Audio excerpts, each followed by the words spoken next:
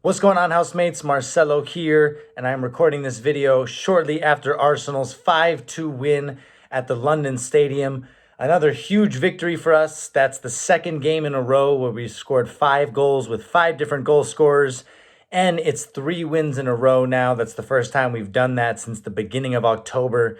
So Arsenal finding form really at the time where they need to. We don't really have a choice by now, but we're doing the business. And it was one of the maddest first halves of football that I've ever seen. It was a 7 goal first half, followed up by a goalless second half. That's usually how these things go, you know. Sometimes in football, I feel like you see a bunch of goals in one half, and then yeah, it's reflected by the opposite on the other side of things. But regardless, a huge 3 points for us, and that now leaves us in second place ahead of tomorrow's matches, with the big one, of course, being Manchester City and Liverpool. So either way, we're going to get closer to either one of them. If Manchester City loses, we'll be going above them in the table. If they draw, we'll be going above them in the table. But of course, if excuse me, if Man City wins, then we will be closing the gap on the league leaders in Liverpool. So we did what we had to do today.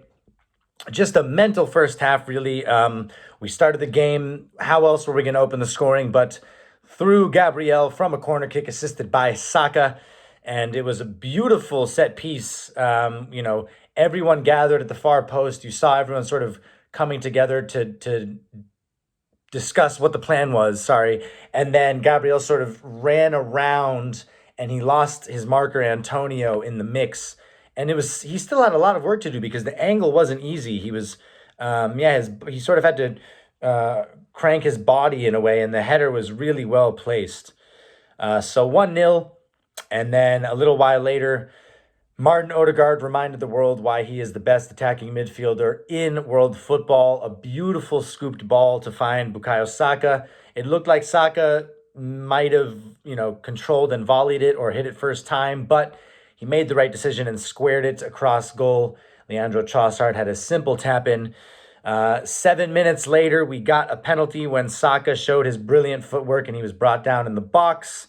And it was really nice to see Martin Odegaard given the responsibility to put the penalty away because it was his first, he hadn't scored this season and he tucked it away beautifully. Fabianski did well to get anywhere close to it, but it was just too perfectly placed for him to get a hand on it. So that was great to get his first goal of the season, having missed 2 months, of course. And then it only took 2 minutes for us to get a fourth goal. Martin Odegaard, gets the ball, quick pass to Leandro Trossard. Trossard with a nice ball over the top with his left foot to find Kai Havertz on the run. Kilman maybe could have tried to get a touch. He did try to get a touch on it, but wasn't quite able to stretch out and intercept it.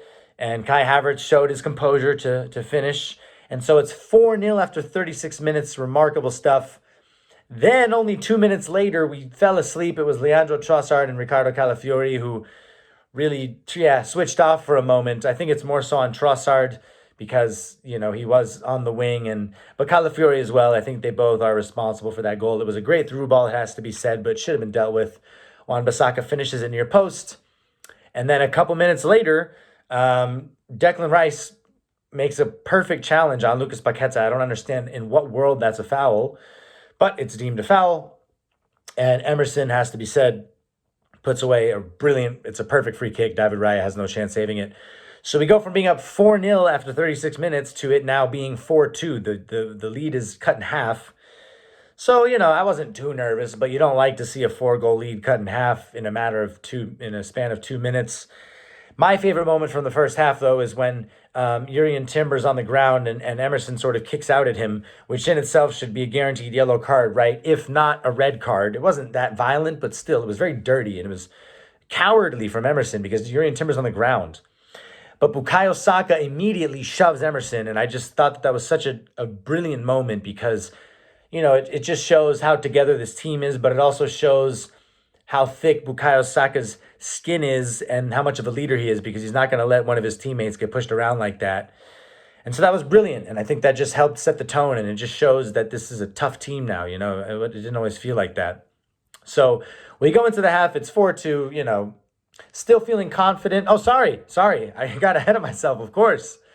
We then got another penalty kick in stoppage time, very deep into stoppage time.